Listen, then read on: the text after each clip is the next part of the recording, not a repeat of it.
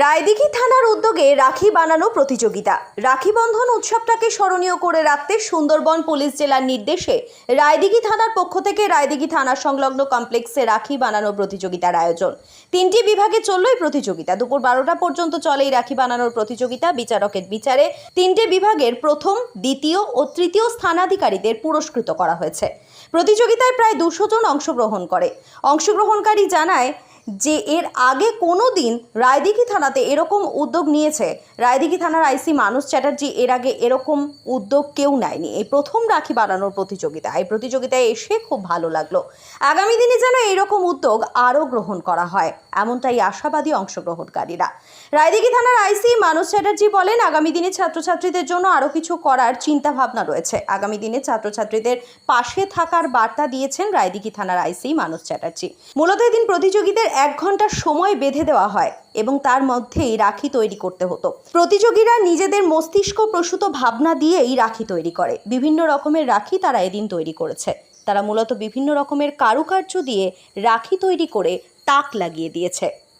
আজ রাখি পূর্ণিমা, তাই রায়দিঘি থানা একটি সুন্দর একটি প্রতিযোগিতার আয়োজন করেছে, যেটা এর আগে কখনো রায়দিঘি থানার অন্তর্গত কোথাও হয়নি। তাই জন্য আমি বিশেষভাবে ধন্যবাদ জানাবো আমাদের আইসি সাহেবকে এত সুন্দর একটি প্রতিযোগিতা করার জন্য।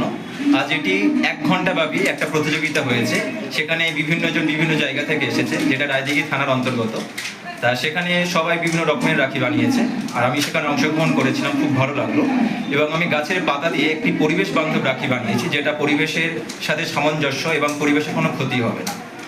দেখেছি নিরলস প্রচেষ্টা এবং অপূর্ব। এর মাঝে আরো 2-1 আছে যারা ফুলটাকে রাখির মধ্যে এত সুন্দর একটা ইউজ করেছে, মানে যখন এখানে ডিসপ্লে হলে আপনারা বুঝতে পারবেন যে সত্যিকারেরই একটা অন্য জায়গা তৈরি হচ্ছে। আগামী দিনে কি কি করা যেতে পারে আমাদের এখানকার বাচ্চাদের জন্য, যারা আগামী দিনে আরো কিছু প্রমিসিং কিছু হতে পারে। পড়াশোনা করছি, ডাক্তার হবো, ইঞ্জিনিয়ার হবো, পুলিশ হবো, আর অনেক কিছু হবো, ঠিক আছে, কোনো অসুবিধা কিছু নেই। কিন্তু প্রত্যেক মানুষেরই, প্রত্যেক বাচ্চার একটা আলাদা গুণ আছে এবং এই গুণটা থেকে কিন্তু বলতে পারা যাবে যে আগামী দিনে এর মধ্যে কি প্রবাবিলিটি আছে, কি হতে পারে। এটা চাপের কোনো ব্যাপার নেই যে আমার ছেলেকে ডাক্তার, ইঞ্জিনিয়ার তথা অন্য কোনো কিছু হতেই হবে, এরকম কথা বলে ডিগ্রি দেয়নি। আমার ছেলে যদি খুব ভালো ড্রয়িং করতে পারে, এটাও অনেক। আপনারা দেখছেন news.in, একতরফা নয়, নিরপেক্ষ খবর।